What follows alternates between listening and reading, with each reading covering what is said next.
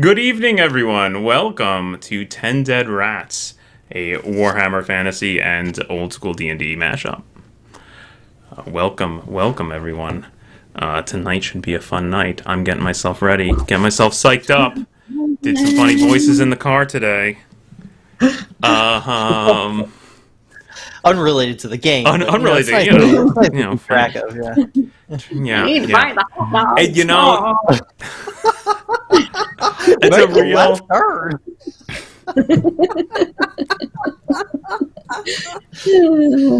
Yeah, it's a bit of real. I've discovered a downside of the pandemic is that I don't have a commute anymore, and without my commute, where can I practice my stupid voices?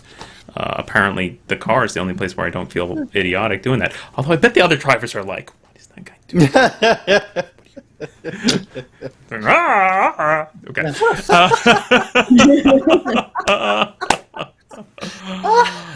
Can't wait to hear who has that voice. Yeah. Oh yeah, you didn't know. There's a Mr. Bean character coming. Just wait. Purely visual. That's quite the restriction. But I imagine the creative flourishes that will come out of that are going to be top notch, like something we've never seen before. Oh my goodness, it's not going to play well for the podcast version. Yeah, it's really... All right. So, announcements. What's going on? First, I will mention again that we are expecting actually to have some guests on the show sometime in the future, in the next 2-ish, 3-ish weeks. I don't know. We haven't actually scheduled them yet, but we're in the process of scheduling them. So we are expecting to have some special guest appearances on the show. Get ready. Nice. Yeah. Should be good. What else do we have going on? This weekend is Gen Con Online, and our channel will be hosting a couple panels. I'll be hosting one tomorrow night at 7 and one on Saturday night at 8.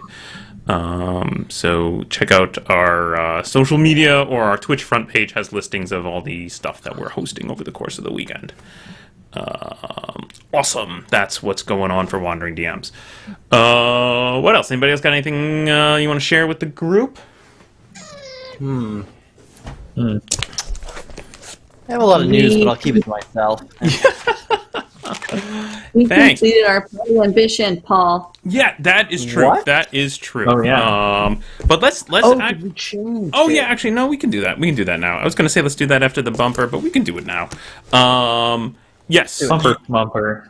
Well, if you guys are going to have a discussion about what the new ambition is, I would love to do that as part of the official show. Is this not part of the official? What is this? I don't know. This is announcements. Announcements. It's time for Paul to practice his funny voices. This is, Yeah. it's our little bit of warm up time as we wait for folks to connect to the stream, and I make just general announcements that are not part of the show necessarily itself. In theory, you could cut out all the bits before the bumpers, and you would still be able to follow the show just fine. All right. That's the theory. That's so I have one more announcement. Actually, I'm going to make this one announcement. We're gonna go to the bumper, and then we'll talk about right after that. We'll come back and we'll talk about XP and party ambitions and stuff. So the last announcement is simply this: there is some content coming up on the horizon that is not suitable for children. So please, we're all mature here. We all trust each other, and I've checked in with all of our players to make sure that everyone's comfortable. I will remind everyone that we are using X-Card as our safety tool. So if anything objectionable comes up in the game, please just say X-Card or cross your hands or whatever you got to do to signal that that you'd like to invoke X-Card. We will just jump past the objectionable part or back and redo the objectionable part or whatever it is and pretend it didn't happen. No questions asked. So, not for you audience members. Sorry, can't see you X-carding out there. So, viewer discretion advised. Yeah. Excellent. That's the end of my announcements. So, let us get into it and play some freaking Warhammer D&D games. That's the wrong thing. Don't wait, hang on. Here we go. Take 2.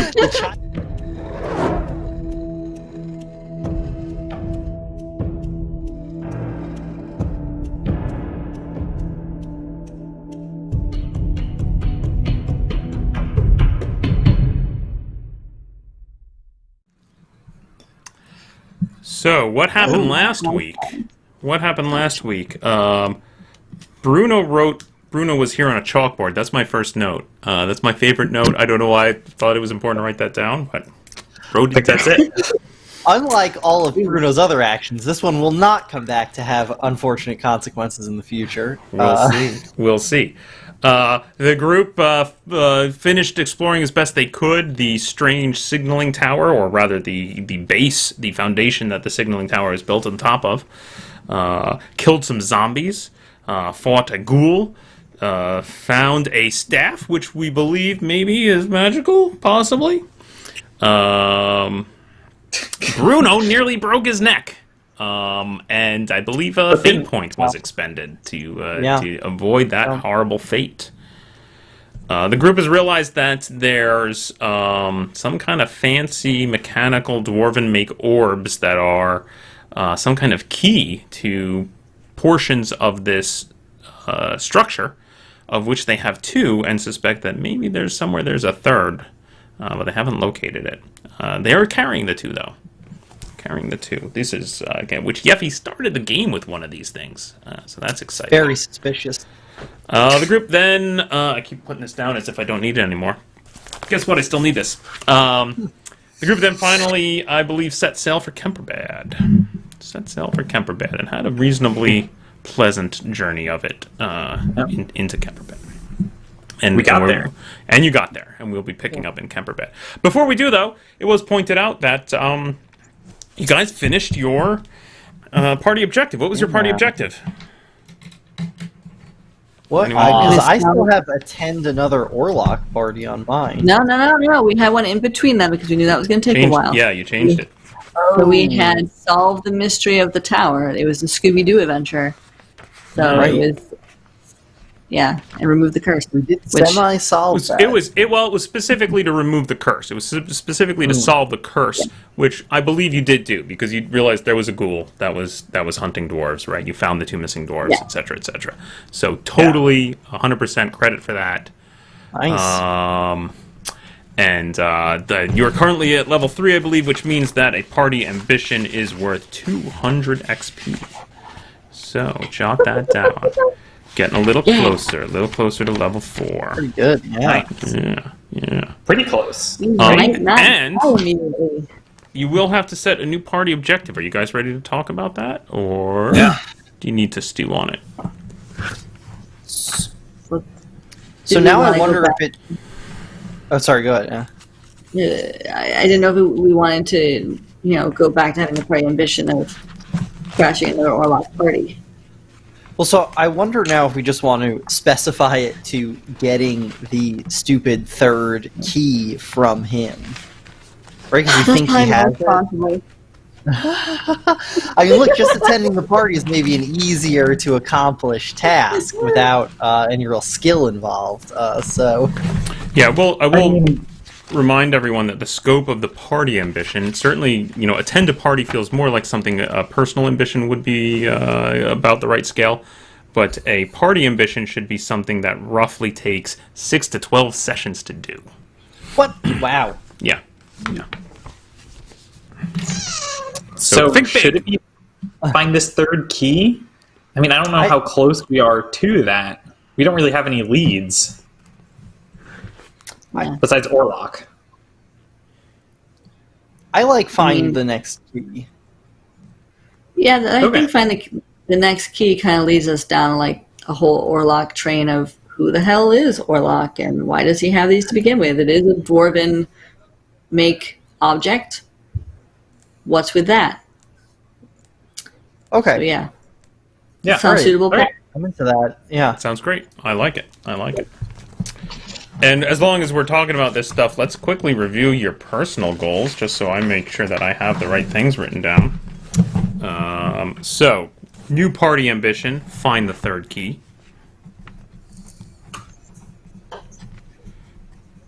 Yeffy, let's start with you. I actually have personal ambition here written down for you of learn the legit trade routes. Is Which I already did. Yeah, you did that one. Did that one. Totally did that one. Did I give you XP for that? I believe you did. Okay, I great. think. Great. Well then. Got a new personal ambition? Yes, confront Orlok on the strumpet. Yes. Excellent. Of which you are, I believe, carrying a picture. Or two halves of a picture. Two halves. I would. Yeah. Two halves. One of is the of same picture. Orlok, and the other one is of the strumpet in question, painted on black velvet. I'm assuming. Nice and neatly cut out. Yeah, rolled up in my pocket. Great. That sounds delightful. Indigo, what's your current personal ambition? So I haven't had one for a while. I've been thinking about it. Okay. But considering what we're up to, I am going to make it add to the caster costume from Orlok's wardrobe. I'm going to steal some sort of fancy clothes from Orlok to get... I think Indigo is getting used to being able to pretend to be really rich whenever he wants. I don't know that pretending to be caster has been a net positive. I'm going to put caster in quotes. All right. Caster, it's just rich Indigo. Okay. Who is caster but rich Indigo though? The only things I know about him are that he's rich Indigo and he's dead. So Rich Indigo is still alive. I guess that's true. That's where you veer off. Bruno, I have for your personal ambition, get Elvira to go on a second date. Yeah. Now that's I don't know how distant that's feeling at this point, given the current. You've gotten a bit closer to Grissenwald, but is the party going to complete that journey? I have yes. Yeah. I have amended that one to be publish my treatise on mutation. Publish your treatise on mutation. Excellent. Okay, great. That is excellent. Can always certainly come back to the second date one later. Oh yeah. Oh, we'll be coming back to that one. The third date is really going to be the tough one. But, yeah. Great. Excellent. It's like I'll be coming back to deliver the letter that Bruno wrote for Elvira. That will not negatively impact the other situations. Elvira definitely has totally forgotten about every one of us. No idea who we are, yeah. Yeah, she's just like, oh, you were that weird guy at the Schaffenfest. Briefly encountered, yeah. You came all the way here? Excellent. All right. So, keep trying to... Too many things for this desk. That's the problem. Okay. So you've arrived at Kemperbad. Your boat is docked. If you recall, Kemperbad is an interesting town in terms of its layout. Let's see if I can get an image up here on our. Oops, that's not what I meant to do. Whew, man, it's been like a week since I did this, and I've forgotten how all the pieces work. Nope, it's not that map. Somewhere I have a... Well, somewhere there's a map of Kemperbad. Anyway, I'll just use my words. A word map. Yeah. Yay, online game. Jesus. Sorry. I don't know if you guys are watching the chat, but Max, here's a gem from William for possibly the title of Bruno's treatise. 27 ways corrupting mutations can ruin your health. Number 7 will surprise you. Yes. I refuse to invent listicles in this universe. Wow. Number 7 is quite surprising, though. That is... Great. Okay, so Kemperbad it exists on the confluence of the Reich and the river Tufel, I believe. And the other river comes in through a deep gorge. So big stone cliffs rise up on either side. The town, or the city, really, of Kemperbad is built up on top of these cliffs. So as you come up on the River Reich, you're actually, like a good 100 feet below the town. And so they built all these interesting this sort of little addendum to the city down here that is a bunch of docks and a few buildings and a whole bunch of spots where there are various ropes and pulleys and lifts and stuff to raise people and goods up and down from the docks to the city. It's a very unusual layout. But that's where you are. You've pulled up into the docks. You had a little bit of a chat there with the wharf master, who perhaps imposed a tax, which is of questionable legitimacy, on the goods you're carrying. And as you finally dealt with that, and the three of you stand on the deck ready to finally disembark, and in fact, Yeffy, you are just getting onto the gangplank, ready to walk down and finally see the town. You notice someone walking along the street, along the wharves, purposefully towards your boat, and he's waving, and you hear him shout, "Hello, dwarf lady!" And he's waving his arm. And as you look at him, you realize there's something very familiar about him. And it takes a moment for it to set in before you realize that the sound of his voice and the features of his face remind you very much of Frank. He differs in appearance in that he's a little younger looking, a little slighter of build, and specifically has a big mop of hair that is just flopping in his face. He's constantly trying to push it back out of his face. But other than that, there's a strong family resemblance to Frank. And he's rushing towards you. Calm down there, buddy. Slow down. You're gonna trip or something and fall in the dock, you know. He comes. You can see he's got a huge grin on his face. He just seems really excited as you stand there. Do you come down the gangplank to meet him on the street level, or do you wait for him to arrive? I'll walk it down. Okay, you come down the gangplank, and he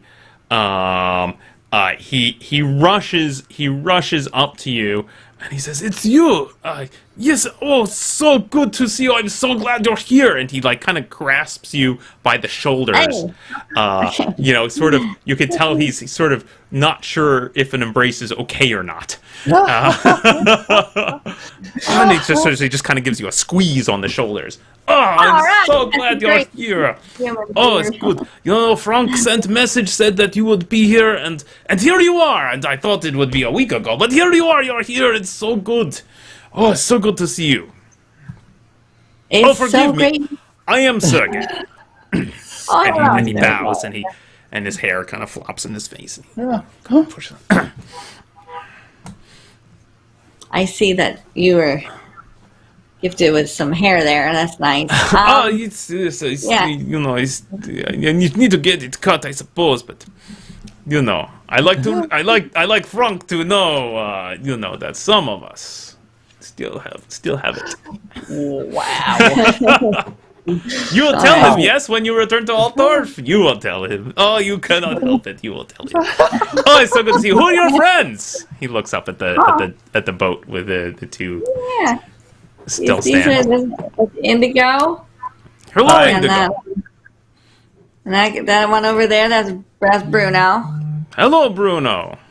Yeah, and then that lady over there, who's probably really not thrilled, is Renal. Oh, hello, Rana. She kind of crosses her arms and just kind of looks at him askance. Yeah. And you have brought Frank's goods. Yes. Can I see? Yeah. Okay. Yeah. Are you taking them or like? Yes. Are they ready? They are all ready. Excellent. Yeah, Let me take a look. Let me see. So I think there should be a dozen. Yes, a dozen barrels. Just for a minute. Why don't you come on board the ship and we'll talk about it there?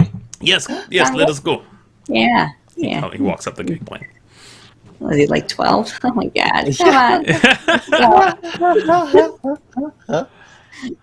Yeah. He just kind of ushers him onto the ship and into the cargo hold with the wine. Yep, you climb down the ladder to the cargo hold. Renat insists on coming down as well, and Renat is holding the lantern, and Renat immediately says, "Yes, those dozen barrels are yours, but not these crates. This crate is not for you." and and he's excellent. He looks over and he looks at good, fine wine. Oh, I'm so glad it is here at last. Oh. So you're gonna carry all these barrels off the boat yourself? Oh, no. We have cart. I call them over. Good. I call them over. They haul it out of here. Oh, phew. You know, I was very worried because Frank he said this would be here like a week ago, and I said I have a customer. I said that they would be here by Festag.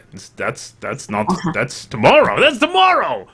Oh, Oh well, my they're here by God. then. We did it. Yeah, they're here now, and Good. didn't have much of an issue, so I don't know why Frank told you a week, but that's fine because they're here now, and so they're on time. You know, Frank, he's always promising much, and whether or not he can deliver is... But no, that's family matters. I should not say that in front of people like such as yourself. Listen, I'm so pleased that you are here. Please let me, how can I help you during our stay in Kemperbad? I'm at your service. Oh. What's a good inn? Yeah. Oh, yes, I could show you fine inn. You could show us around. You could tell us who's who in the area, and Yeah, a little tour. Oh, of course. Yes. Okay, let's get the boys start to load the cart with the barrels, and then I will show you around. Yes. Okay, it's good. So he climbs back up the ladder, and he looks. You see him look around, and then he points and he does the whistle thing that I can't do. Right, and you see an empty wagon, flatbed wagon, kind of rolling up, pulled by a big ox, with two guys sitting on the front bench, kind of slowly plodding along in your direction. And he says, "Oh yes, Yuri, Yulia, come and get 12 barrels and Renat. That is not the crate. The crate doesn't go. Yes, not crate, just 12 barrels. You bring them up and you load them up. And listen, you take them back to the warehouse, okay? And you unload 8, and you take 4 of them up to Orlok's, okay? Okay, good. Now then. Did you say Orlok? Oh yes, the Orlok estate. Count Orlok. He's a very rich man. He owns much land here in Kemperbad. Yes. You know him? You know Count Orlok? Just by name. He hasn't been around for a while, though, has he? What do you mean? He's been out of town for a while, right? Well, I mean, he's noble, so how does one track where they travel? They always going on hunting trips and whatever. That's a good point. You're right.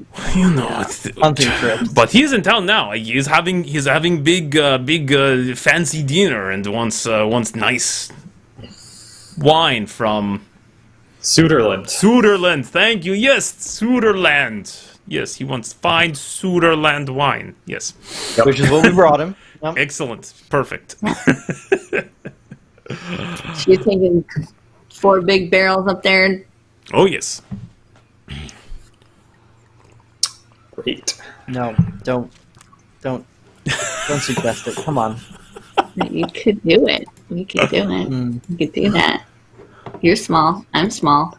Indigo's not so much. That's why there's 2 more, right? Stack them on top of each other. Hey, Sergey, show me where you can buy something nice and fried that's on a stick. Oh yes, plenty. Come. We get lift. Come on. No rope climbing for us. This is good day. I splurge on lift. Come on. He walks you over. Indigo's gonna. If Yeffy and Bruno do any plotting, Indigo's gonna keep Sergey in just idle conversation. Excellent. Just talking about this and that. We could just deliver the river. See where they're going with the wine, or we could stuff ourselves in those barrels. We'd be really drunk, though. let's put on one of our patented disguises, and let's just deliver the barrels ourselves and see what's going on. If we get in the barrels, we're really committing to the hijink there. Or of course, we just let Orlok take his freaking wine, and we just go about our day. We just head on down. We keep going south to the sunny town of Grissenwald, where we all intended to go anyway. And we just Orlok, he can have his party, and it's fine. That's a dumb idea. I'll tell you why. 1, we think he might have one of those kiki things that might open the trap door, which might have tons and tons of gold in it. 2, guy is loaded, has tons of gold. The last time we robbed his house, we had a lot of money. We still have a lot of money, or I have a lot of money because of the time we robbed him. So if we rob him the second time, lots of money. Third time, I want to know who that lady is, okay? And you're not going to stop me from that. Who knows? Because he said those things, and I don't know. It makes me feel weird, and it makes my bite marks feel odd, and I just don't like it. I mean, maybe you're right. I don't know, Bruno. I think I'm losing my mind, but I'm okay. So let's just go do that. I think maybe those bite marks might need further medical examination. But, it feels like this is setting up a thing where Indigo and I and you are going to have to wear dresses again. And just as long as we've come to terms with the fact that that's probably what's going to have to happen. I mean, if that's what you want to do. It's not what I want to do. No, look, I'm comfortable in my, my man about town, working stiff. Slot. Well, look, my other clothes got ruined. This is what I gotta stick with now, but it's pretty reasonable. I'm just covered in blood, too. Just caked on dirt. He's gonna love that outfit. You're right. We should probably get the dresses. He's only gonna love the dresses. I know. Those. I don't want to go as a little girl this time. I want to go as a human adult. Adult woman at least an adult woman. I hope that's the one part that Sergei hears. So Sergei has paid for basically a lift, which is basically just a wooden platform with some ropes attached to pulleys up at the top, and some guys pull on the ropes and lift you up to the top. That's just showing a quick map there of Kemperbad. You actually come up on the south side of Kemperbad, which is the smaller part of the city. As you come up there, he then points out, "Oh yes, here is main gate to road to Nuln. If you wish to take, if you are traveling by by coach, this is the way you go. And see, here's big coaching houses down here. But also you ask for food, so here's any." Goes over to a fried thing on a stick salesman, so gets that for you, Indigo. And then he says, "All right, we continue toward. We cross the bridge. Yes, we cross the bridge." And you find yourself walking across this very harrowing rope bridge that extends across the River Ster. I misspoke earlier, not the River Tufel, but the River Ster. Across the bridge to the north side of town, which is much larger, and you can see you walk through sort of mercantile area and a lot of shops and a lot of folks doing little small businesses or large businesses of various sizes. Eventually he leads you up towards the northern end of town where you start getting into fancier estates, and he does point out all the way near towards the north end, a very large estate where he says, "Oh, that is Orlok's estate. Yes, he's a good patron, and he pays well, and I'm very excited that we are able to sell him this wine, so that will help our presence here quite a bit." Yeah. Indigo, you get the impression, because basically you've been running interference for a while here, as Yeffy and Bruno continue to plot, and you get the impression that the organization that Franck and Sergei are part of clearly has much less of a stronghold here in Kemperbad. That's the impression you get, whereas in Altdorf, Franck really plays himself off as a fairly big shot there, and seems to always have a lot of people around him all the time. Sergey's really just Sergey. And besides the two guys that he had come pick up the wine, you haven't really seen anyone come up to him or talk to him. And just the way he talks about the business and selling these 4 barrels of wine, it sounds like small potatoes down here in Kemperbad for them. Let's see. So, Sergey, did Franck mention the other little piece of business that we were going to look into here? No, we only spoke of delivery of wine. He said that you would deliver the barrels for us, which you did. Thank you so much. That is excellent. Oh, and, no problem. Absolutely. And he said I should make you comfortable, as to help you out in anything that you needed. So, what's your other business? I'm happy to help. It's not that I don't remember. That's great. That's awesome. There was a guy with a book. Yeah, he's in Grissenwald. Oh, he's in Right? Grissenwald. Oh, he's not here. So we've done our business here in Kemperbad, and the next business we have to do is in Grissenwald. Okay. Right. I just, that's just interesting to note. I just wanted to yes. note that, The other you're thinking of the other favors that you promised Franck, rather. Yes, that is in Grissenwald. That was in Grissenwald. One favors. Yeah. Okay, right, great. So if we were to say keep to a strict schedule here, we could set out right now and just straight to Grissenwald You could. for the next thing we need to do. You could. You have a boat. The Empire is yours to explore as you see fit. But we know that Orlok has one of them key things, and he has lots of stuff, and he's a vampire, and we should probably just, kill him. Well, Sergey, I guess my only remaining question is, where is the nicest dress shop in town? The nicest dress shop. I don't really know these. I will find out for you. I don't wear many dresses myself, but I will find out for you. You got it. No problem. What is this about vampires that I'm hearing? What is this? That's just it's an inside joke. It's just a little joke we have about vampires. Yeah. You wouldn't have you didn't hear about anything about Orlok and Altdorf. Did you, by chance? I have not been to Altdorf or anything. I heard about Orlok going to Altdorf. At least I've not heard. No. Okay. I think he has a home up there. I think. Yeah. He's a rich guy. He's a count. Yeah. He's a count. He's a count. He counts. Yeah, I try not to get too heavily involved in the business of nobles. They're Smart. very strange. That's so wise. But one has to take one's custom where one could get it. I have this wine to move for Franck, and I will move it. I will do it. It's going to be great. It's going to be great. That's great, Sergey. Super proud. You didn't have any trouble with the wharf master getting into the Kemperbad, did you? Not really. We paid some sort of fee, and he asked us what kind of wine, what we had.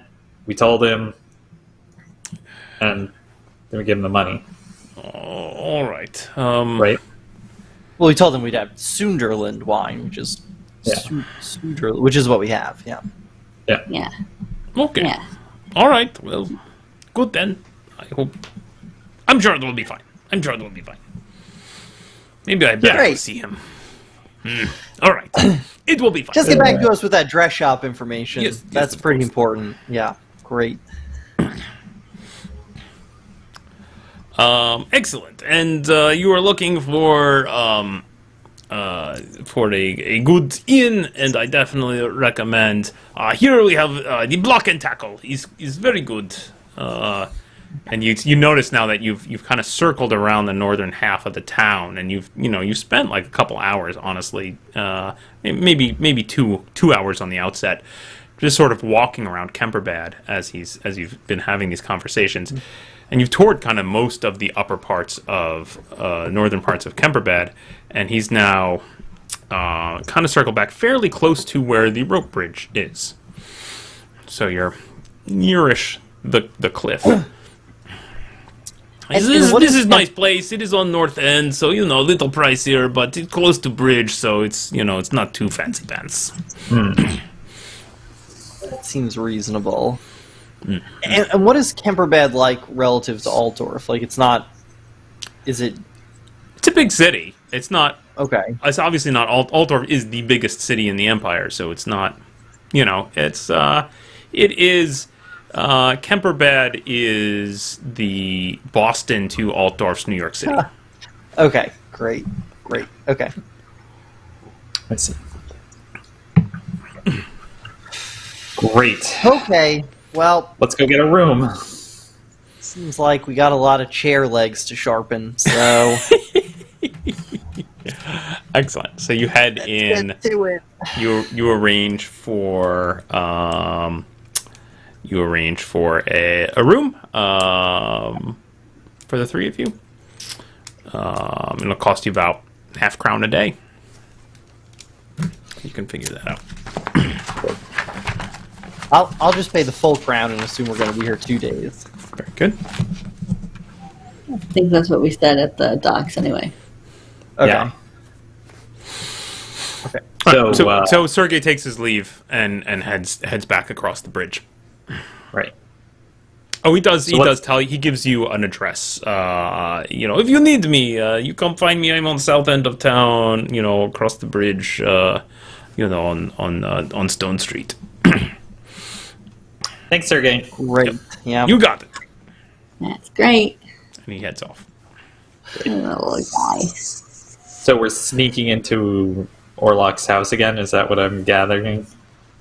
Yeah, we're going to the party. Bruno doesn't want to get stuffed into a barrel, though, so we're going in dresses again. Okay. Inigo sadly rubs what he's regrown of his mustache from last time. Yeah, you better you better sit down and let me give you a shave before I break off all the legs of this chair to turn them into steaks. Yeah. Appreciate it. Yeah, great. So we'll do a quick shave here, and then I'll snap off every leg of that chair and sharpen it into sticks to shove into my backpack. Excellent. Woo. All right. The only supply we're missing is holy water. All we're missing is holy water and the professional witch hunter that we had with us last time. Oh, maybe that guy. Oh, well. Yeah. Maybe he's in town. What are the odds, right? Yeah. Should we check underneath a bar somewhere, or? Yeah. What are the odds that we were delivering Orlok's wine? We can't get rid of this freaking guy.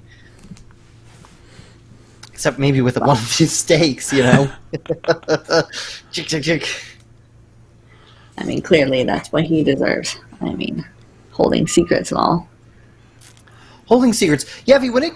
I just want to, just in case, like if it comes down to, we sneak in with the dresses and everything goes fine, that's cool. But like, if we gotta shank Orlok, like we gotta kill the crap out of him, you're gonna be on our side. Like you're gonna be on the blunt end of the stake doing the shoving, right? Not. What are you suggesting I would do otherwise? I just double check. I just want to make sure. I'm going to ask him to go the same thing after this. I just want to make sure we're all on the same page. That if we have to kill Orlok, he's a blood. He wants to eat me. Right. Good. He does. Right. Absolutely. Yeah. And also, I don't know. Buy me perfume or something. See, it's the I don't know there that makes me a little concerned. Is all. It's just the general. It's fine. Okay, it's fine. It's fine. I don't have those kinds of feelings for Orlok. anymore. I don't Because think I ever had. Right, he used his vampire magic, and that was, yeah. Is that what that was? I think so. I think that's what it was, and that's not going to happen again, right? I'm not more susceptible to it because of that, right? It's not like... No. Right? Yeah, see, Indigo knows what's going on. If you wanted to just take a little chomp on my garlic clove here, though, that would be fine. If you just want to take a bit off of that and just chew it around a little. Have you ever bitten garlic? It burns. Hard on your tongue. It burns. Have you ever bitten into garlic, Bruno? It burns. I eat garlic pretty much constantly. It's a classic. Well, when you cook it into things and put it in dough, it's delicious. But if you just bite it raw, it's disgusting. Well, no, you just... Oh, it's good. That's a classic halfling road food. Garlic keeps forever. How long have you had that, Bruno? It keeps for a long time. It's garlic. It's like honey. It doesn't really go bad. The garlic just got shoots new garlic shoots out of you. Yeah, give me one of those. Yeah, here you go. Yeah, here you go. Yeah, hang on to that. Yeah, it's good, right? It's bracing, wakes you up, fills you up. I'm not going to eat a whole clove of garlic, Bruno. You're fine. I know you're good. Yeah. Don't rub it on your neck wounds. I'm fine. What? Just don't rub the garlic on your neck wound, just in case. Anyway. I'm not a vampire, Bruno, or a ghost. I know. Yeah, you're fine. You're fine. Orlok's a vampire. You're not. You're on our side. That was a real question. How's your neck feeling? That's right. I still got a really big scarf around it. Just real unseasonable dress. Are you don't still have the 2 stakes? I think I've removed those through the trip. Oh, okay. It's a little sore still. It's a little sore, but I'm good to go. Okay. So I'm just gonna go. I'm gonna step out for a few minutes to do some personal business, and I'm going to leave 2 of these steaks with Indigo, and I'm going to take 2 of these myself. And, just let me, when I come back, hopefully we can go dress shopping. Okay. What? We got to get dressed for the party tomorrow. I've just got to do some personal stuff. Just, doctor stuff. I'm a doctor now, so I got to check in with the Physicians Guild here. That's a requirement. How tall are you, Bruno? I'll go buy a dress for you. Oh. About yay big. You can... Yeah, I need to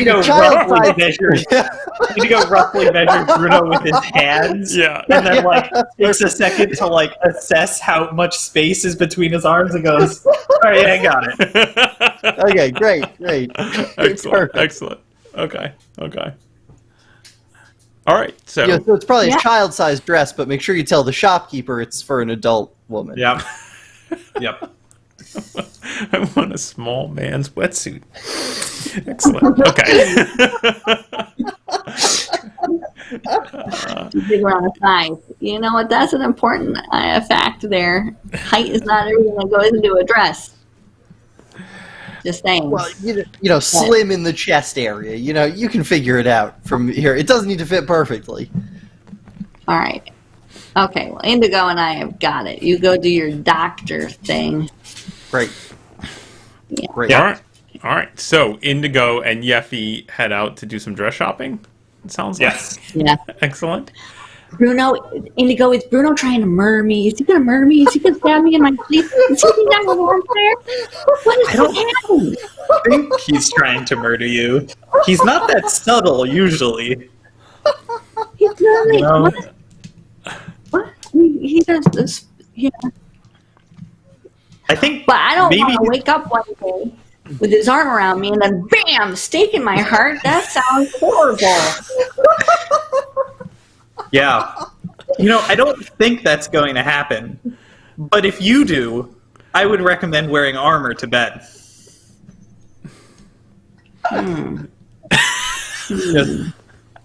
That is a dwarven custom that I did not previously considered. I don't think Bruno's going to try to murder you. I think he's just... I don't know what he is. I don't know where he's going right now either. But I don't think he's trying to kill you. Okay, well, He might think you're a vampire. What? I mean, he might think you're a vampire. So, having this conversation as you're trying on dresses. Well, I'm dressed, Come- of course. It's a montage, yeah. Reading a Does this make magazine. my bite look big? You want a nice ruff. I think you know a nice ruff. Excellent. Meanwhile, Bruno, where are you off to? Okay, so I want to go to two places. First is the find a local Temple of Sigmar. Yes, definitely can do that. Absolutely, there's a Okay. Temple of Sigmar. Fairly large one. Great. Fairly large one. There's a bunch of priests there. What are you looking for at the Temple of Sigmar? Oh man, I'll go up to one of the priests if I can tell which one looks most in charge. Okay, so you look for the fanciest looking priest. Yeah. At the temple.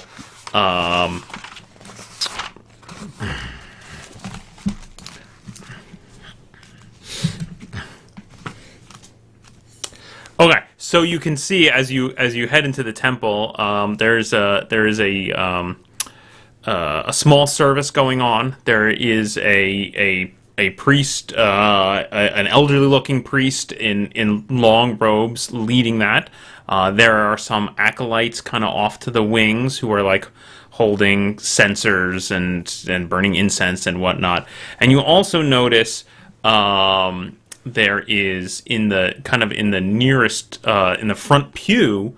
There is a woman wearing also priestly garb, which looks very fancy and ornate. But she just appears to be in the pew, like praying, like part of the congregation. Who do you Okay, approach? I'll go up to her. That seems great. I'll go up to her.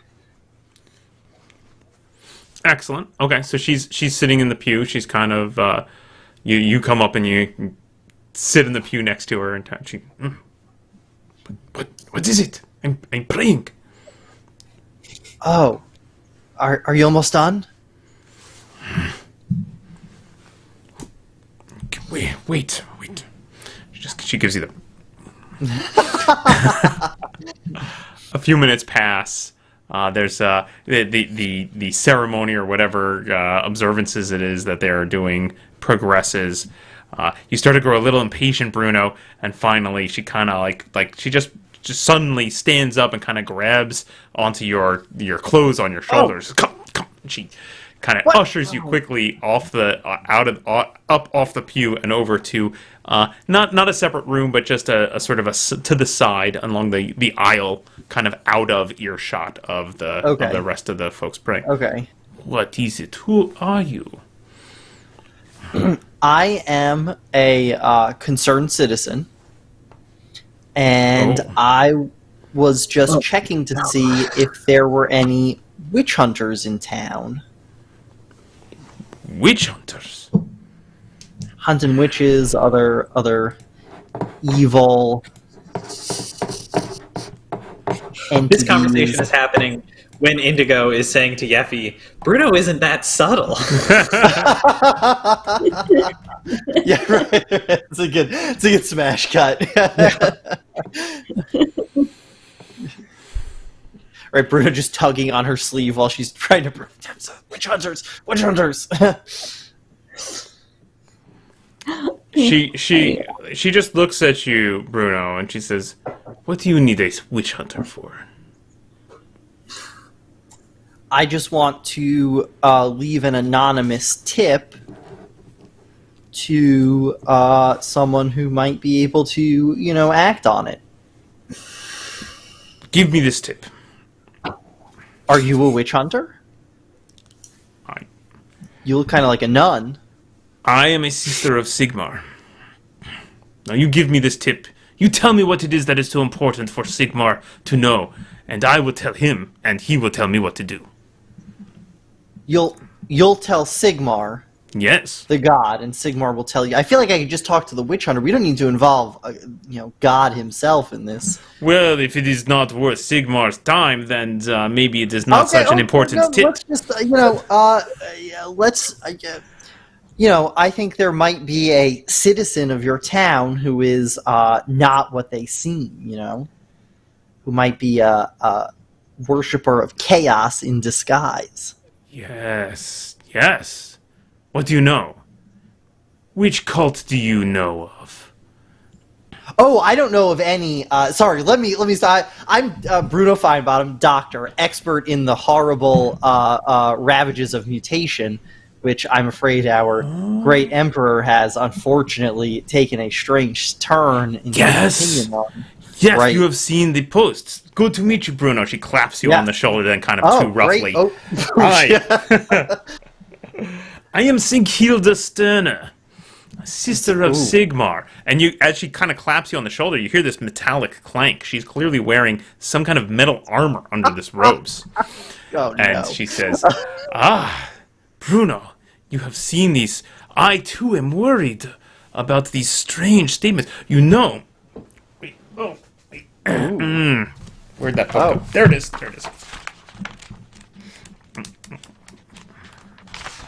Bear with.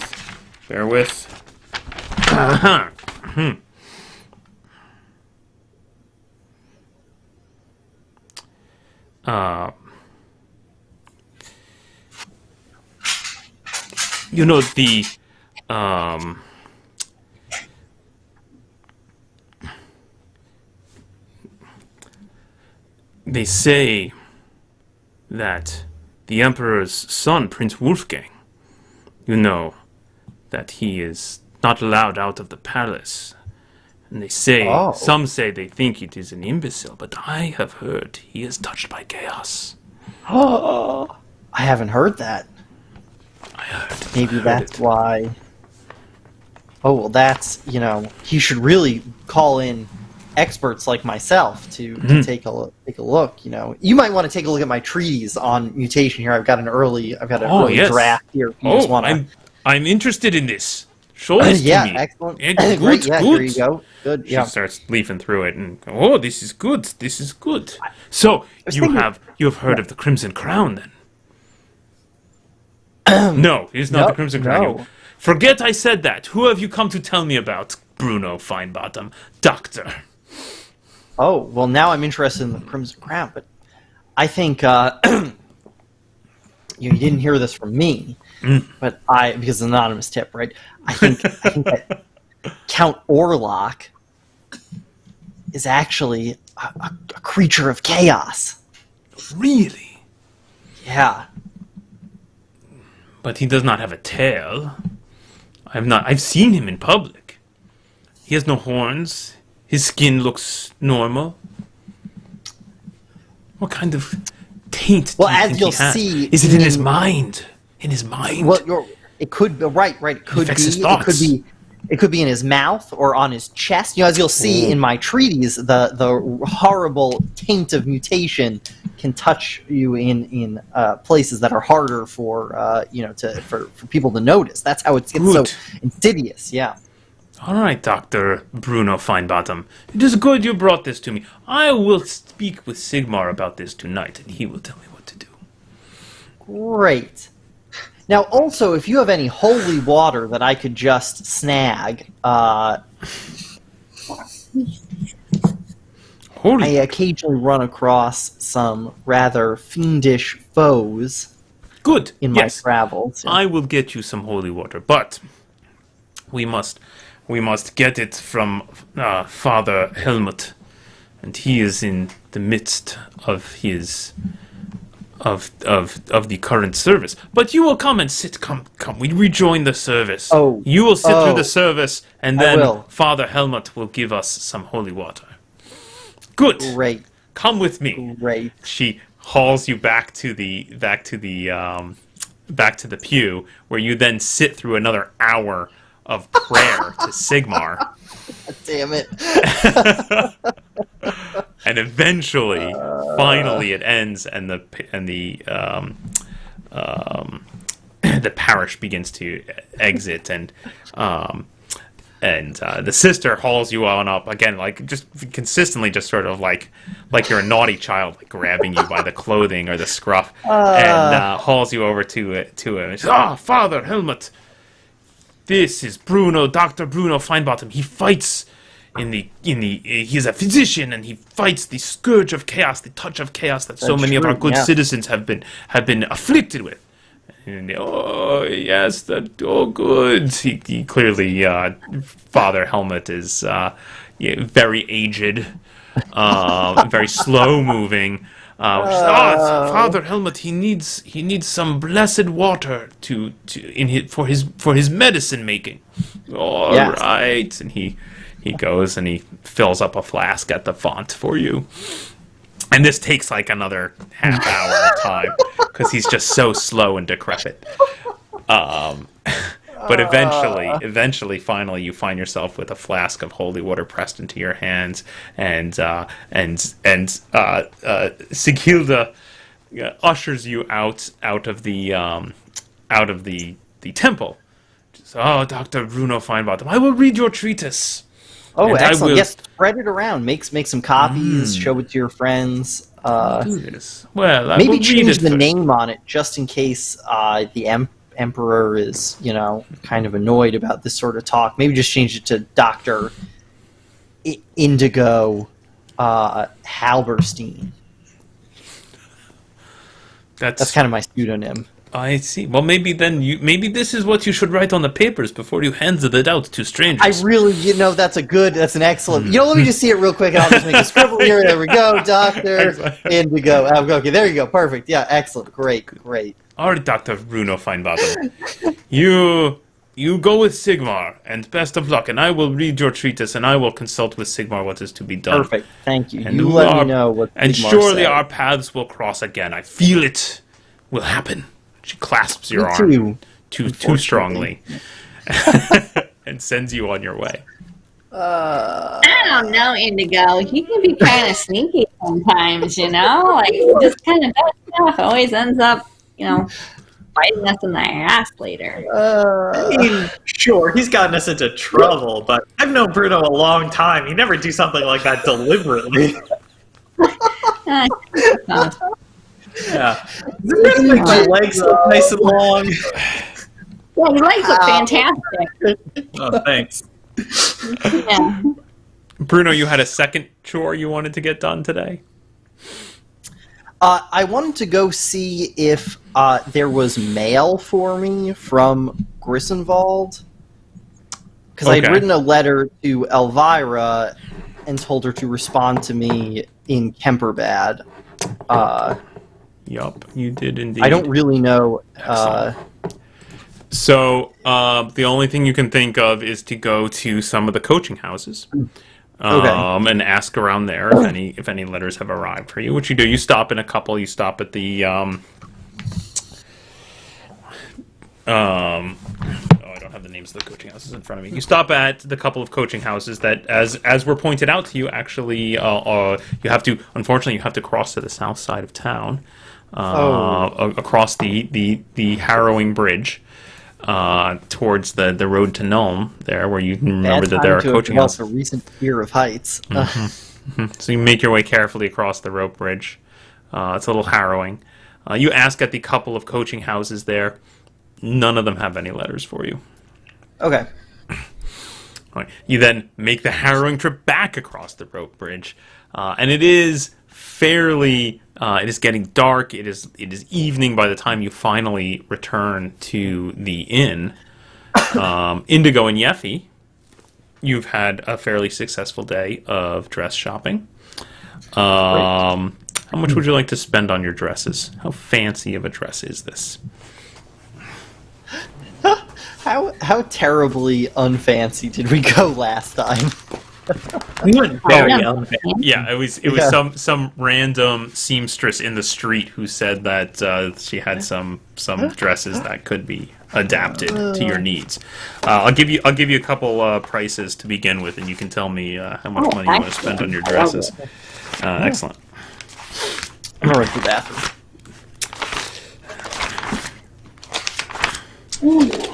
I just don't like to stab, I mean, that sounds painful, but I'll trust you. I think that, Bruno doesn't want to murder me. He's been gone a really long time. It's okay. Yeah, I don't know where he is. Maybe he's going to make some noise about his book that he's writing or whatever. Yeah, that sounds accurate. There it is. Something like that. Or... He could have gotten arrested. So you can get a common dress that might be seen on any woman walking around in Kemperbad for a crown. You could spend 3 crowns, get a very nice one, very very nice, something maybe your Sunday best kind of thing, the thing you might wear over to the Temple of Sigmar. You could spend 10 crowns and get something that shows that you are clearly of wealth and means. You could spend 50 crowns and pass yourself off as a noble.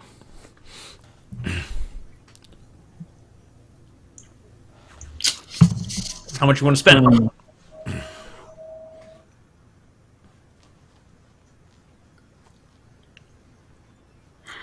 The question is, Paul, how many of these dresses can we actually have pockets in and carry stuff to murder a vampire with? Like, is the noble dress the more expensive, the more custom work just is sort of part of it, and you can get pockets and whatnot. So actually, for the common clothing, what they would have is actually just in the skirts there would be slits on the side, and then you have a pocket, which is just a separate pouch that you wear strapped to your waist that you can then reach into through the slit and get to the pocket. So there's certainly the nice thing is women's clothing of this era fairly billowy, especially in the skirts. Easy, any level of these you think it would be no problem for you to have many pockets to carry in whatever you want to carry in. Great.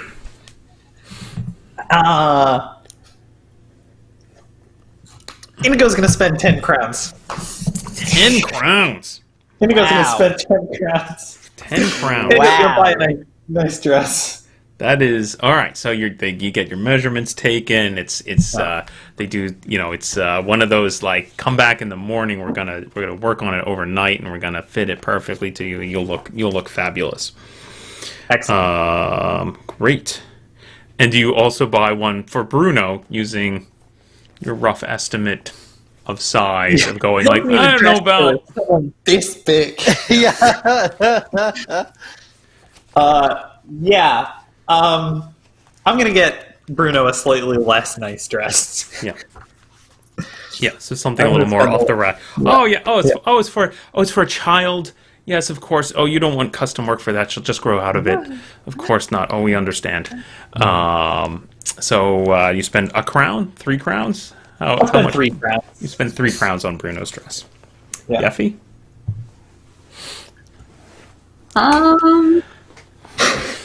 You see Indigo really splurging here. You gonna go for the 50 crowns? I'll go 50.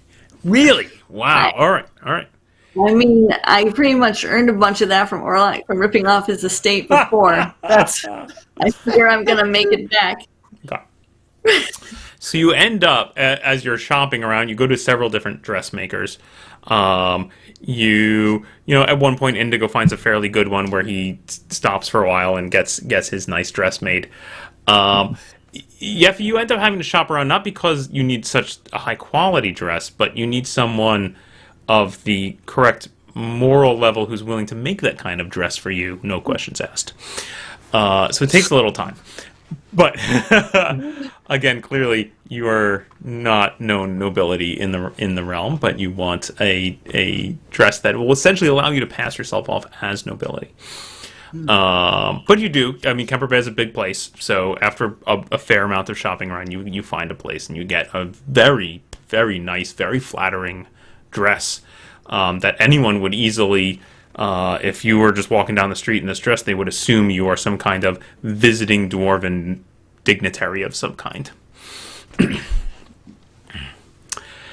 And by the evening, so it's probably around the same time when you two, bundles in hand, come back to the inn and meet up there with Bruno. Oh, Bruno, Hello. you didn't get arrested. What? Why would you think I was going to get her? I said I was taking care of personal business. I wasn't going to assassinate someone. That's for Grisdenwald. Anyway, Yeah. I got us some holy water. Oh, nice. Yeah, That's great. Good job. thanks. What We got dresses. would you all? Oh, great. Let's Oh yeah, this one's for you. see him. Yeffy and I are picking up ours tomorrow, so. Oh, Or do we have it's them? probably easier to make mine because it's so much smaller. Yeah, that makes sense. Yeah, Yep. Okay. yeah. All right, well, let me That's try this exact- one on, see where I can store some steaks and stuff. It is, and it is clearly like a child's dress that they're handing you. This is what adult women wear, huh? All right. Ooh. That's a lot of Yeah, yeah. sparkles on it, but all right. Yeah. Yeah, we've got a matching bow and these nice little shoes that have little horsies on. Oh, horsies. Wow. All right. Hey, I get it. Humans Definitely- love horses. I can see why they would put them on Definitely their not the clothes. halfling fashion. You'd be pressed to see Elvira walking around in something like this, but yeah, seems But I was going as a human woman, just a very short one. That's short yeah. human woman. Great. All right, store my steaks up here under And it under has. my. I will even go so far as to say it includes a bonnet.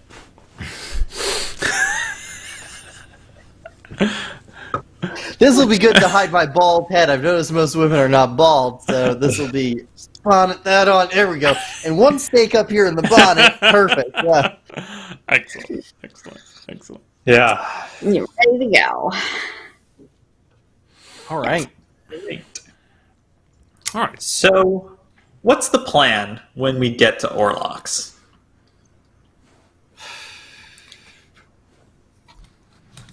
So I figure we're gonna scout the place out, loot some stuff if we need to, figure out, where he's at.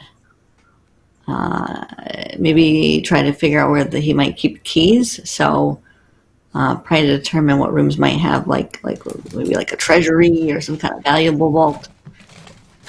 So, are we just going to attend this party? Yeah, we're going to attend it, and then we're going to separate ourselves from the rest of the group who are probably stuffing themselves with hors and delicious wine, and then we're going to go and Tonal wine. stuff, and then we're probably going to go down the side hallway, where no one is, and then we're going to go out to his like treasury room or whatever and snoop around and get valuables and probably try to find that key. And if we see him and we get him secluded, we strike. Or we Right. run away. Oh, yeah. Okay, Great. great. Just Yeah. So- not to rain on this parade. It's just this is the exact same thing we did last time, and it went terribly. No, it went pretty well. Yeah, I mean, we lived. And we got lots of money. Relative to a lot of our plans, it did go pretty well. So Yeah. I mean, okay, so I did have a vampire bleed to death on top of me with that last party. So I hope we don't do that again. I would that's a prefer. shame. to not have anybody bleed to death on top of me at this party. But I mean, if push comes to shove, it's a fancy society party. You never really know what to expect. Well, now we're expecting the guests to be vampires and ghosts. So, don't get too close. Okay. I'll keep an eye out. Okay. No vampires. Great. Yeah. Do we assume keep that letter... Sorry. What were you saying? Oh, just, keep it on the down low. Yeah. All right. Yeah. So are we assuming The that letter that Orlok sent you is going to get us into the party? Sure. Why wouldn't Yeah.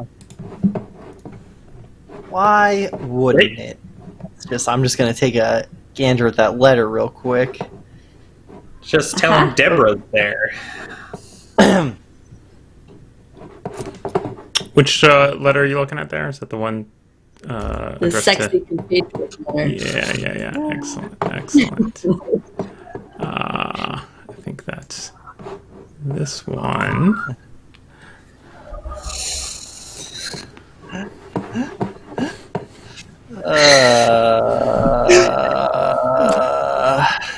Max, why don't you go ahead and read us that letter again for the sake of our listeners? Why don't you give us that letter a read? Yeah. Give that letter a read for everyone's benefit.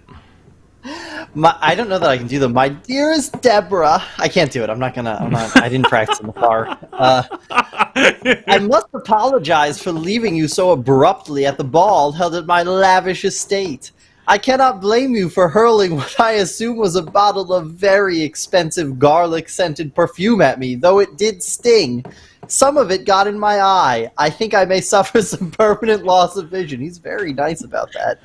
You must have been heartbroken when I left you standing there upon the stairs. I know I was, but I found I must return to my even larger estate in Kemperbad, where I have not only significant family holdings, but also fewer people trying to drive a sharp wooden stake in my heart. Please tell your sexy companions that I also don't blame them for destroying their competition in my tastefully decorated bedroom. I hope to see you all very soon so we can pick up where we left off. And whatever you do, stay away from the rug broders, which we did not do. Your humble master, Lord Bartholomew Ruprecht Orlok III. There you go. Yeah, I think it worked. Yeah. Excellent. Yeah. Excellent. Pick up where we left off. If you're not into this, it's not what you want to do. Because we could just use a back door and just start hauling stuff out of the estate while they're having a party. You do that too. Hopefully we got the dresses already. We had the dresses. I did kind of splurge on the dress. So Yeah, a little bit. Oh. Do a Yeah, little bit of Wait, splurge. oh. Well. And I want to Yeah. try Nice. the Bretonian wine. It's not every day you get to try Yeah. Bretonian wine. I mean, yeah. I did bring it all the way here. Sunderland wine. Sunderland wine, yeah. Yeah. Well, it kind of feels like we're not going to find the key without talking to Orlok and getting him to show it to us. Mm. And the only person who's going to want to show stuff to is Deborah. Yep. Yeah, and her friends. And her sexy friends. I wouldn't go that far, Bruno. Come on. So, you guys have a plan? Oh. No. No, just we have the No, plan to I show think- up. Wing it. Yeah. Excellent. Show up and then figure it out when we're there. Well, I'm going to turn Okay. in early then. Great. Yeah. Great. Excellent. I'm Excellent. gonna stay off drinking couple for a little while longer, so see you all tomorrow. Great. Great.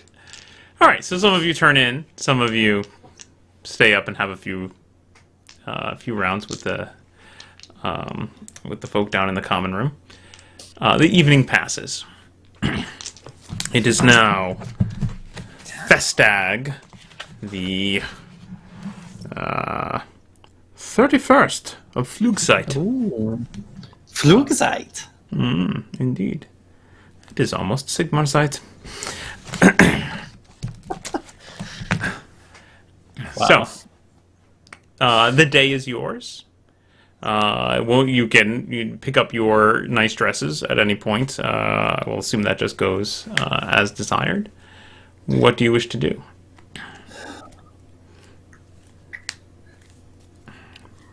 I'd like to scout out the estate Okay. during the day. Okay, That's great. smart. Would Indigo and Bruno like to accompany me in doing that? Bruno, so yeah, he's gonna be like, I think we should probably just maybe at least scout out if they have security. You know, the places kind of have security, and it's the daytime, which probably makes more sense going in and trying to murder him. But then we miss out on wine. So why don't we do that? That's probably safe. Yeah, great. Yeah, you all go ahead. I'll meet you there in a couple minutes. I just got to double check on something. Oh my God, he's trying to murder me. Indigo. What? What? You know, I didn't think so yesterday, but like, this is weird. This is 2 days in a row. Why is he? I don't. Where are you going, Bruno? What you're doing? Y'all are not very good whisperers. Huh? Yeah, I so wasn't I just gotta make a quick stop, and then I'll meet you there in just 10 minutes. Yeah. Yeah. Great. Okay. Where are you going? I just need to check my mail. Your mail? Well, I sent out that treatise, my brilliant treatise on mutation, and then the Emperor said that mutation was fine, and so it's, a slight chance that, like, I could become a wanted criminal or something, so I'm just trying to double check on the status of that. Great. Wow, So- well, don't, Yeah. spend all that fun in one spot. Exciting Hopefully life just you the live one there. spot. Yeah, just check my mail real quick, and then I'll meet you at the Orlock Estate. Yeah. Indigo, if Right. anyone asks you if you're a doctor, just make sure you tell them you're not. It's general I good mean, why advice. would anyone think I'm a doctor? They No wouldn't, one's but gonna if they think it- did, I just recommend not. You'll get called into all sorts of weird stuff you don't want to be part of. Just general good advice.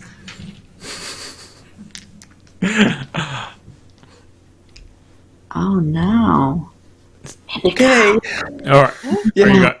Are you guys then splitting up? Yeah, we're gonna make this. Yeah, we're gonna make this real easy to adjudicate. I'm gonna Excellent. keep Okay. going off on my own. Excellent. Okay. So Indigo and Yeffy, you head off. You remember that Sergei did point out exactly where Orlock's estate was, so you can certainly find it.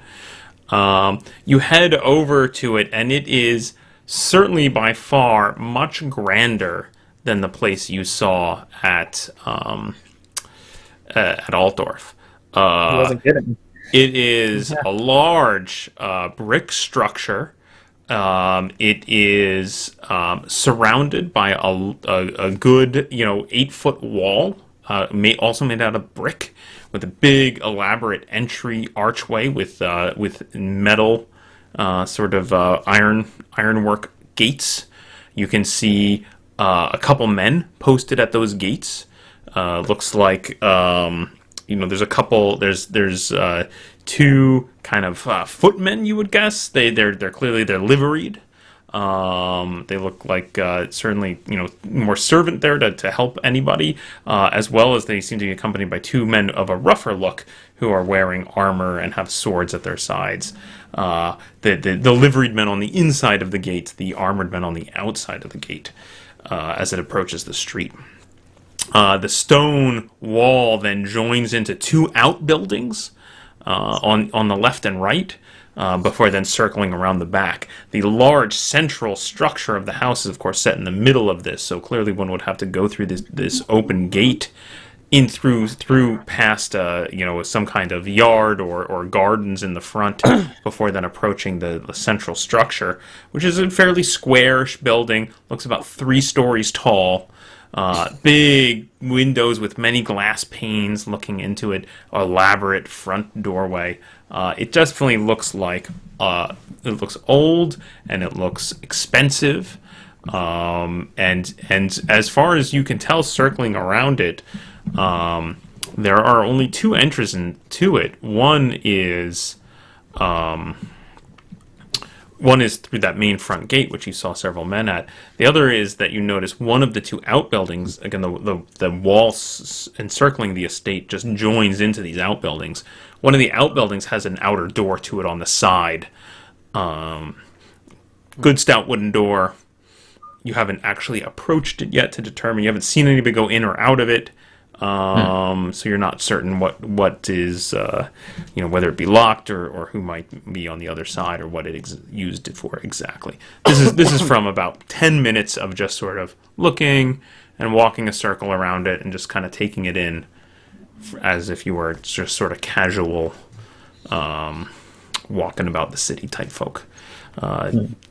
Anything in particular? Any questions about that or anything in particular you want to try? Are there any windows on the outbuildings? Not facing out.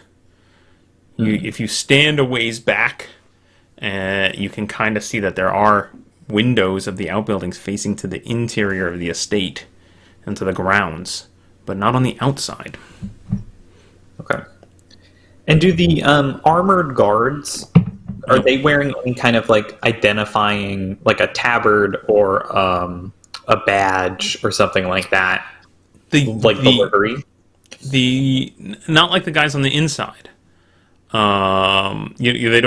not wearing like a big tabard or anything with like a large insignia on it. Right. But the two guys on the inside of the gate do look like they're wearing that. Right. They're wearing clearly some kind of livery that identifies them as belonging to that estate. Okay.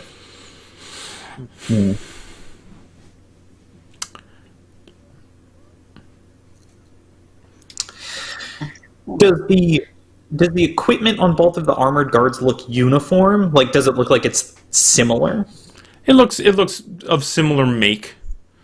Okay. It doesn't look like I wouldn't call it a uniform, but they're both wearing the same kind of armor and have the same kind of weapons on them. Okay. So it doesn't look like it's like their personal equipment. What do you mean by their personal equipment?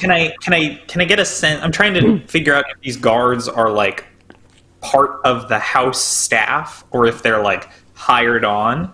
So I want to like see if there's any like discrepancy through their armor or their equipment to see if like is this guy's sword his own sword that he just brings to his job, or is it like, can I get any sense of if it looks like there's not 50 swords? Yeah, there's no giveaway there. Unfortunately, it's not like people are walking around with their if logo sword. Right. So, yeah, it looks like a sword. You wouldn't be able. You're not sure how you would tell if they were fair. Yeah. So it could be either way. They could be they could be regular staff members of the estate who are here every single day. They could have been hired on temporarily. It's totally hard to say. Okay.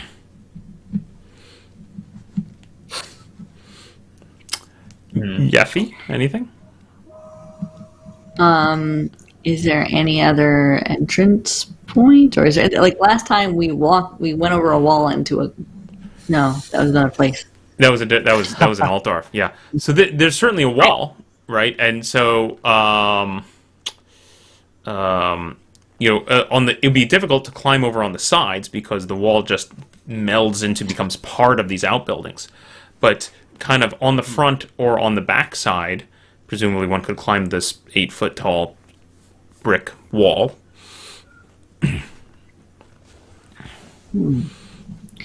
And are there any kind of attachments on the sides of the building, like places to climb up to different floors, eaves, anything like that? The roofs. Generally not. It looks the outer edge sides of the outbuildings that face the outside clearly are just sort of plain and flat, which is not to say you couldn't climb them, but just that there's nothing specific about them that scream out. There's no like trellises or, convenient low-hanging branches or anything like that. Well, Andy, it looks like we're probably going to need a cart. There's a lot more stuff. You mean to get out? Yeah. Oh. Yeah. Uh-huh. Do they make dresses for carts?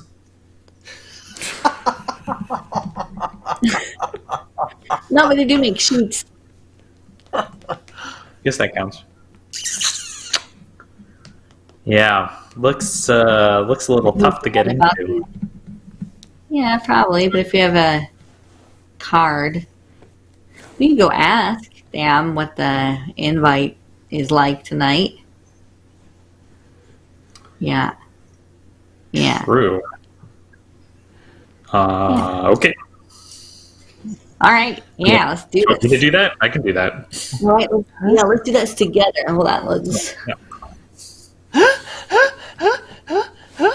do a little braid. I get that. Indigo will do his rich person walk as he walks over. Excellent. Now Nice. you're still dressed in your common, ordinary clothing, I believe. You have not put on the dresses, or you're not you're not in your caster clothes, if those even still exist. And you head up to the door, to the gate, and as you approach, immediately you sort of get the attention of the two guards standing outside, who then look in your direction. And as you get, say, within about 10 feet of the front gate, one of them addresses you. He's, "How can I help you?" Yeah, we had heard, we're visiting Kemperbad, and we had heard that there was an extravagant party here tonight, held by Count Orlok. We know Count Orlok from Altdorf, and we were wondering what the invitation situation was like. Yeah. For a friend. They look at each other. They look genuinely shocked for about a half a beat, and they look at each other, and then they just start laughing.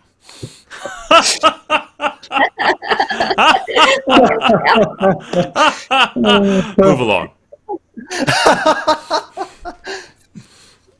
Great. Whoa, hold on. Wait, but this is one for one of our good esteemed friends. Who traveled all out of town for this is not the most happening party that there is in Kemperbad to go to? Is that not true? Are you just sword have been sold and you're just here because you're getting paid a good coin? Like, is that what your deal is, and you just don't want this to be a lavish event? Is lavish the right word? He looks at you and he just says, "Listen, I understand, but any event held here is not for the likes of you." Oh, I'm not. Well, we're not going. But our very wealthy to-do friends will be going, and they wanted to know. They sent us because their shoes are far too painful to walk all of these steps to the doorway, clearly, because they're very expensive shoes. And as you know, expensive shoes are very, very hard on the feet. Is that right? Yeah. Did you think we wanted to attend this party? And then Indigo gives a big dramatic laugh. Laughs inside. That's ridiculous. Well, if your friends are invited, then your friends can present themselves. They just need to present themselves. They didn't need to have a formal invitation. Is that what you're saying? Well, of course they need a formal invitation. Well, surely the good count will make exceptions for very close friends. Who are these friends? Very embarrassing. What are their names? Castor Lieberung and Deborah Braxton. Hold One of them stands there, and the other one goes back to the gate, and he starts having a hushed conversation with the two liveried fellows behind the gate. Are they going to talk to Orlok? Like sleeping right now. You think? Yeah. Boy, didn't he go out and date that one time? Oh God. Yeah. Goes come on daytime. That's right. Okay. If we see him, if he does come out, we should run. Like we can't. We're like right now. You see the you could just watching them without quite hearing it say, you could see that there's some more back and forth that seems a little more animated, and one of the liveried men then goes running back up to the door to the house, so leaves the gate, walks up the path, and you can see now from sort of where you're standing, because the gate itself is just is ironwork, so you can sort of see through it a little bit. You can see there's a very tasteful formal garden in the front between the gate and leading up the path to the main house, and so the guy runs up to the door and he opens up the door and rushes into the house, and then there's kind of a moment, a tense, as you and the guards just kind of stand there in awkward silence for a few minutes. Is this your first gig? They have a lot of parties here. Yeah, we got a lot of parties. A lot of shots.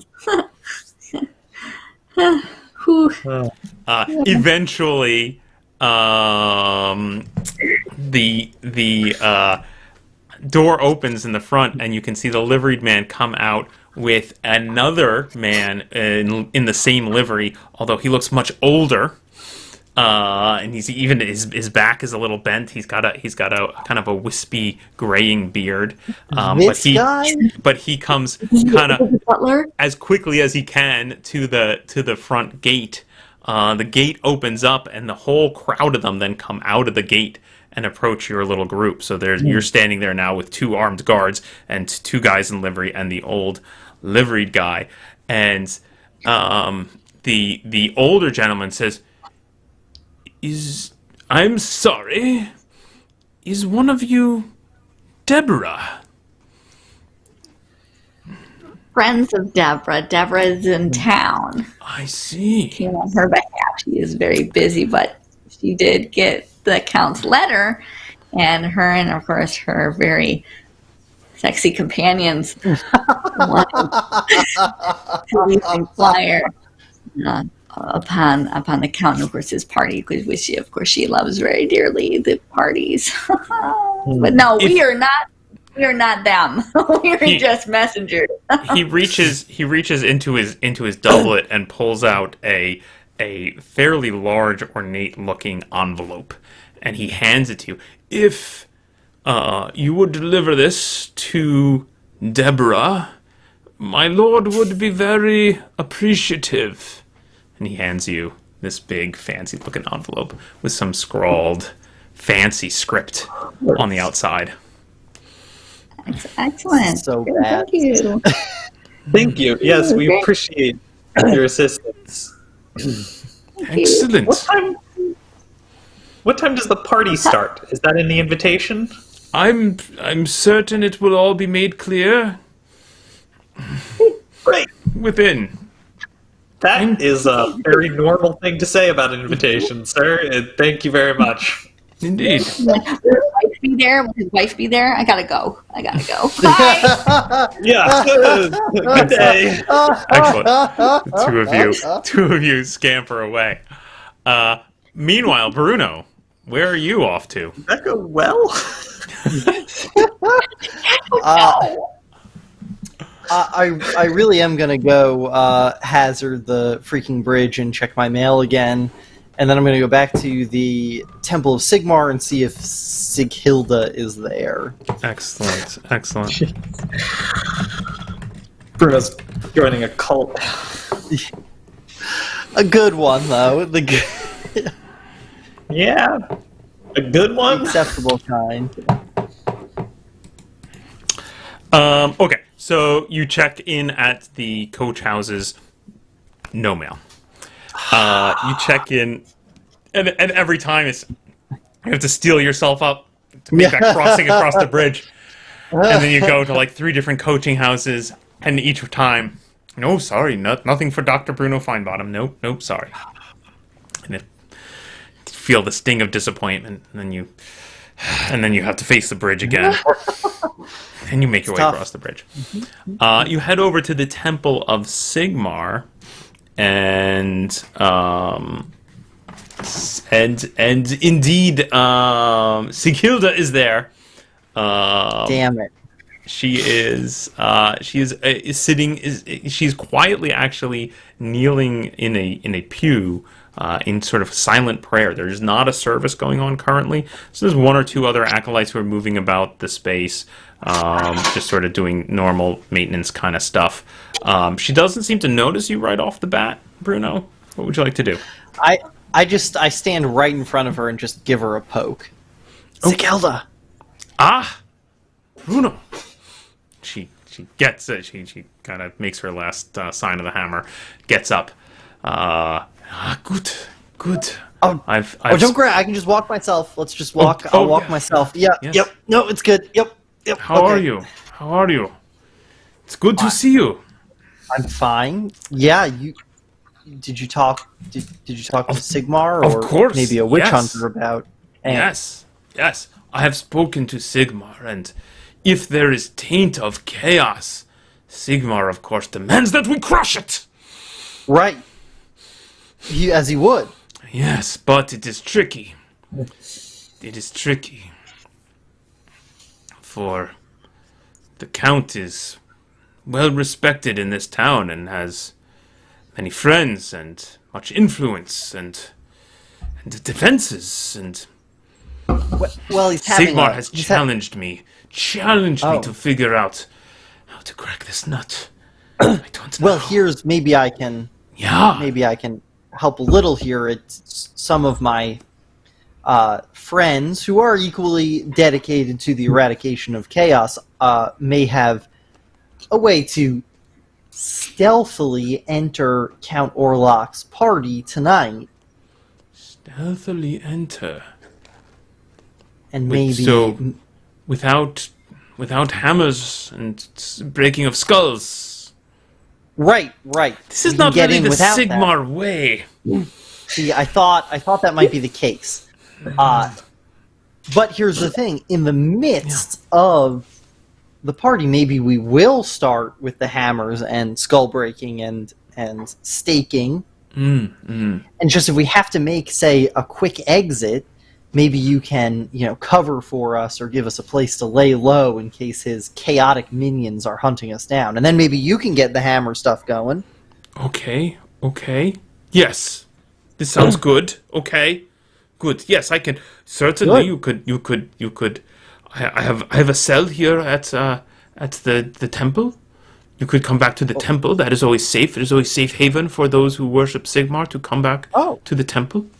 Great. And you'll be here tonight. Yes. In case. Okay. Oh, good. It might be real late. That's fine. Okay. Right? Well, I will stay up late for you, Bruno, and for this. Oh. Yes, I will stay up late and I will pray for you. And if you need my aid, I will help. But this approach is strange to me. Well, it's sort of a sophisticated, we're kind of experienced, chaos hunters. So we've got a couple of tricks up our sleeves, Okay, good. I started reading your treatise, Bruno. Oh, it is very fascinating. I'm afraid much of it is a bit difficult for me. There are some words I don't understand. I've asked the father to help me, but he seems to recognize the language, but It's not always easy getting straight answers from him, but we are working on it. And I think, I hope that we will come to understand and gain enlightenment from your wise writings. I hope so. I hope you're the first of many to gain such wise enlightenment from the writings of Dr. Indigo Halberstein. Yeah. Okay, Bruno, I am here if you need me. You tell me what I can do to help. So good to hear. Just, praying, that's great. Praying and then just being here late at night tonight in case we need to come in here chased by some servants of chaos. Okay, I will have my hammer will be ready. Hammer ready. Excellent. All right. For Sigmar. Yeah, hammer. Yeah, all right. Excellent. Okay, and for the sake of wrapping things up, you make your way back to the tavern. Eventually, you are rejoined there by Indigo and Yeffy. It is late afternoon. And they have bundles. They have bundles in their arms that they've brought back from the dress shop. So how'd it go?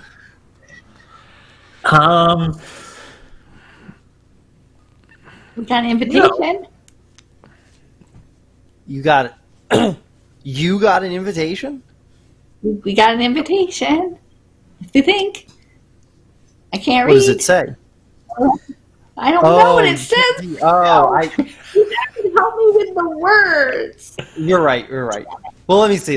I'll All right, do you hand it over, Yeffy?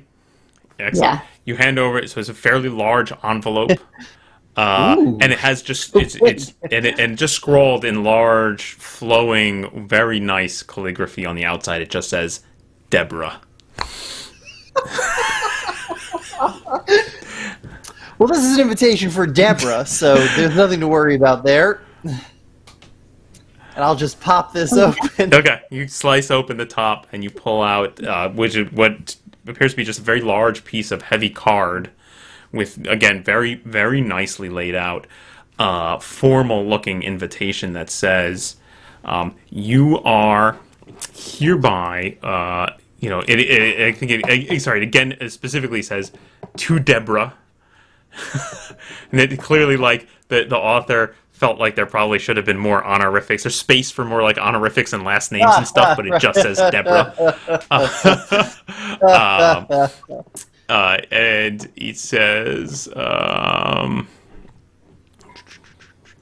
where is that? There it is. Great. You are cordially invited to join His Lordship Bartholomew Ruprecht Orlock III this evening, Festtag the 31st of Flugzeit,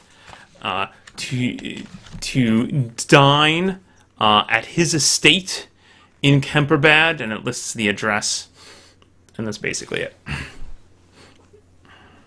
Oh. Well, this is fine. Just an invitation. Yeah. Great. Let's get ready then. We got a cart. Got a cart for all the stuff, the sweet loots. Oh. Yeah. I don't know if we're going to be able to get a cartload of stuff out. You know what? That sounds like give up top. Wow. All right. Right. You're the expert on this stuff, Kathy. Yeah. This is very nice for now. Indigo, I'm going to need help into mine. It's very complicated. So, if you could help. Complicated? That'd be Sure. What's complicated? Can you help with yours? No, mine's kind of like it's actually got Velcro. I think I can... Probably has not been invented. I just think I need your help, like, lacing up the back all the way. It's just tough, like, in the middle to get the but I can definitely help you with yours. Yeah, we should go start getting ready, yeah. Well, I can help. I'm more, I got small fingers, delicate surgeon's hands, if you want me to just... All right, I'll just pull in my own dress. It just pulls right over. All right, we're done. Yeah. Yeah. Excellent. Don't be creepy right now, okay? We know how to get into dresses. We're fine. Yeah. We're going to get holy water up onto our legs here, and we got our stakes. Steaks, good. Yep, steaks. Yeah. All right. Yeah. So you dress yourselves, and the time on the invitation seems to indicate like 8 p.m., so plenty of time to get yourselves ready, dress yourselves nicely as you see fit. And That eventually, lady? the three of you are ready to proceed to the Orlock estate. In your you can get tossed off a Twitch chair. That's jeez. Sorry. Eventually, the three of you are dressed and ready to go. And Gaffy. That. Anybody want to describe any physical description here of what the dresses look like? I don't even know. I imagine Bruno's is just as like I don't know, like what's that child star from like Little Orphan Annie as possible.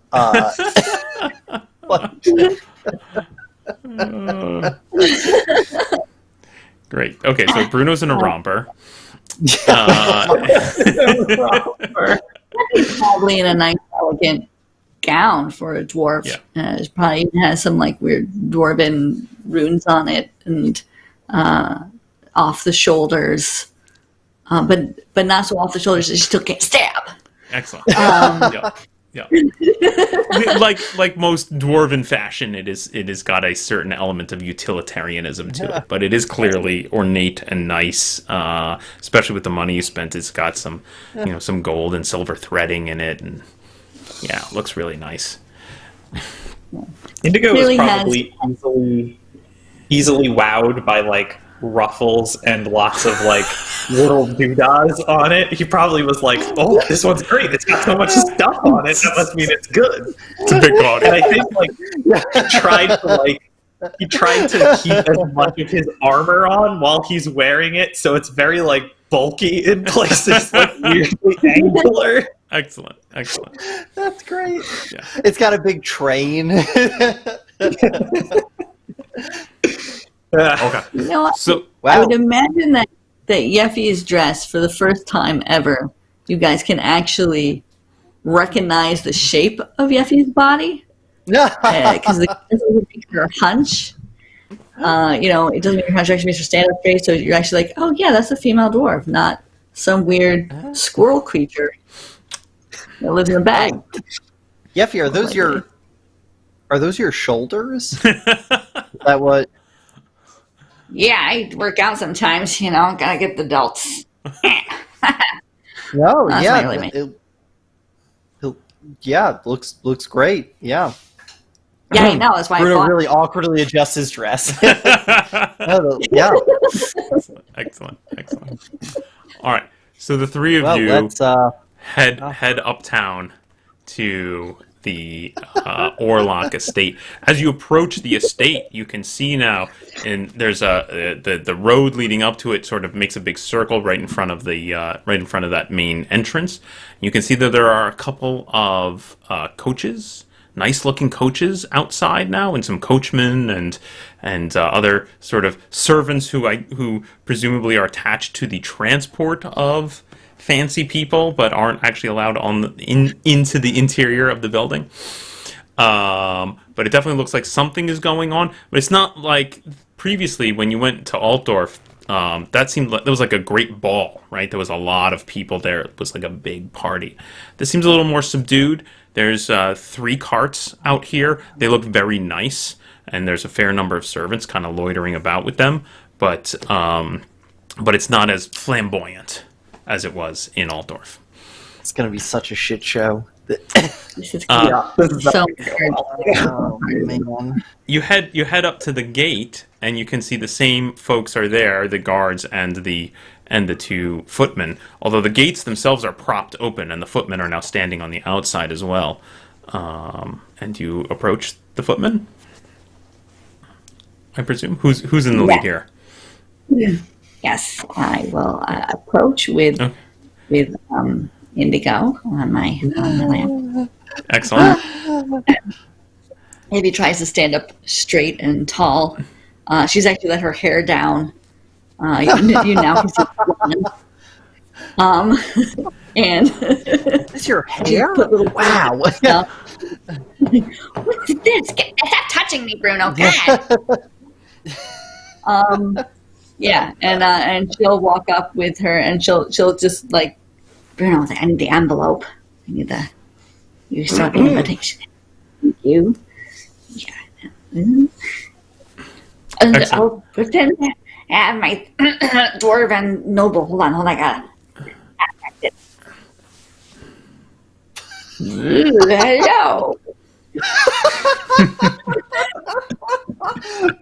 Nailed it. Excellent. I'm Schwab. And yeah. So yes, Bruno, Paul. you're holding up the invitation. Yeah. The big So invitation. one of the footmen kind of plucks it up and looks at it, and then says, "Right this way, please," and starts leading you up the path through the garden. The three of you follow. I imagine Bruno takes one last ominous look back over his shoulder, through the gate shut behind as we go through. You head up the path. The two doors are opened by two more footmen in livery. You walk into a fairly large, ornate foyer. There's huge, sweeping staircases leading up, very elaborate. They lead you up to a second set of doors. And they stop you there for a moment. There's one of the footmen raps on the door and whispers something, and you hear on the other side, "Presenting Miss Deborah and entourage." The doors swing open, and you can see this ornate, well-laid dining hall, basically a large ornate dining room with a long table, candelabras, all set, a lot of footmen moving around, servants sort of along the sides. There's maybe 6 people sitting at this very long table. You can see a very well-dressed, somewhat rotund-looking, you would guess, Estalian couple by their dress. You can see that there is a fairly young, very attractive-looking, noble-looking lady in a kind of a powder blue dress with big yellow curls on top of her head, sitting there. There is a gentleman seated across from her. Again, very nice clothes, but very, very dark, very black. Bruno, you immediately recognize this as sort of very fancy physician's garb, or typical of the upper crust of the Physicians Guild. He has got a very thin mustache, sitting across from her. There is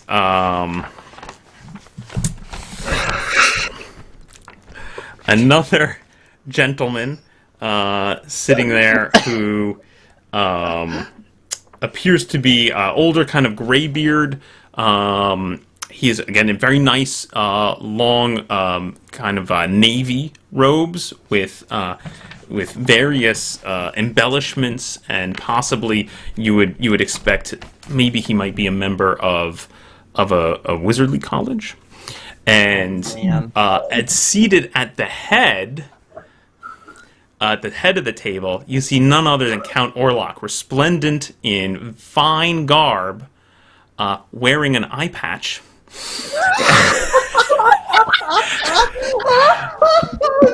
and he sits, and he's sitting both upright at the edge of his seat, eagerly looking towards the door with his one good eye, as you enter, and he just gasps as the three of you make your entrance.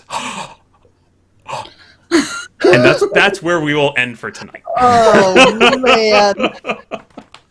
Oh, this is terrible. Are we the villains in an Agatha Christie story right now? Is that what's happening? What just happened? Someone in this room is gonna die. I love to figure out. Right, someone in this room is gonna die, and we are gonna do it.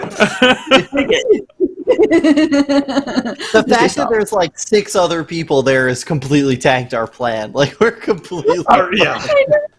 just Like, if you should see the picture of the one that's holding up and each person like,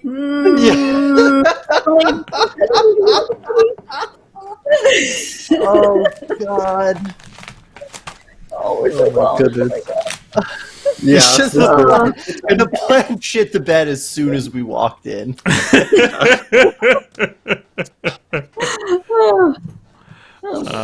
Yeah, that's great. That's great. I guess you guys were assuming a different kind of party. Absolutely. No, I mean, it's not that Yeffy almost yelled, "Where's the buffet?" There was none. Oh, God. Man. This is great. Excellent. We're so dead. Excellent. Oh, well, man. I'm sorry that I did not get to break out the Orlock voice, but This is a very sad time to have to stop after 2 hours. it is. I'm really looking forward to next week. That's gonna be fun. Excellent. So, thank you everyone for joining us tonight. I hope you are as amused by our nonsense as we are. Because we're pretty amused. Yeah, I wonder if we can accelerate things and get one of our guests to come play a dinner guest at tonight's. Wouldn't that be delightful? We'll have to see what we can make happen, because that would be just delightful. All right, thank you everyone. Have a good evening. Be safe, be kind, and enjoy the weekend. Anyone attending Gen Con online, have a good time. Hope to see you at some of our panels. And otherwise, I wish you all good night. Good night, everyone.